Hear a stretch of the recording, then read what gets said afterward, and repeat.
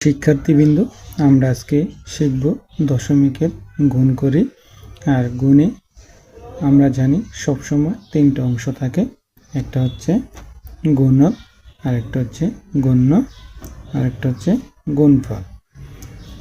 এখন আমরা দশমিকের যে গুণগুলো করব সেগুলো সহজে করার জন্য আমাদেরকে প্রথমেই দশমিকের অঙ্কগুলো থেকে দশমিক উঠায়া আমরা স্বাভাবিক নিয়মে গুণগুলো করব, তারপরে আমরা দশমিক বসাই দেব। তাইলে এখানে দেখুন 3.2 গুণন 1.24। তাহলে আমরা 1.24কে যদি 3 দ্বারা গুণ করি তাহলে গুণফলের মধ্যে আমরা দশমিক বসাই দিলে আমরা গুণফল পেয়ে যাব। তাহলে আমরা গুণ করি স্বাভাবিক নিয়মে। 4 দুগুণে 8, 2 দুগুণে 4, 2 ওকে 2। যেহেতু আমরা একটি সংখ্যা দিয়ে গুণ করছি তাহলে একটা সংখ্যা শেষ, তাহলে কি হবে 0।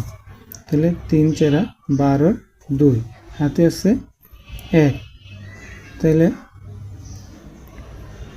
3 দুগুণে 6, 6 আর 1 7, 3 ওকে 3।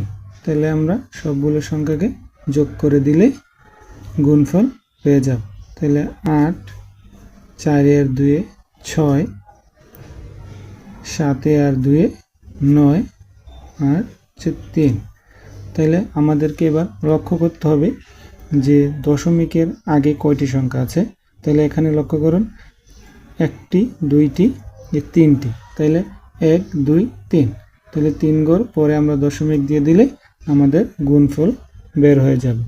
তাহলে 3.968। তারপরে অঙ্কটা 2 নম্বর অঙ্কটা হচ্ছে 4.37 গুণন 6.8। তাহলে আমরা এটা স্বাভাবিক নিয়মে যদি গুণ করি 7 8 56 6 হাতে আছে কত 5। তাহলে 3 8 24, 24 আর 5 হচ্ছে 29, 29 9 হাতে আছে কত 2। 4 32, 32 আর 2 হচ্ছে 34। তাহলে 0 6 7 42, 42 2 হাতে আছে কত 4। 3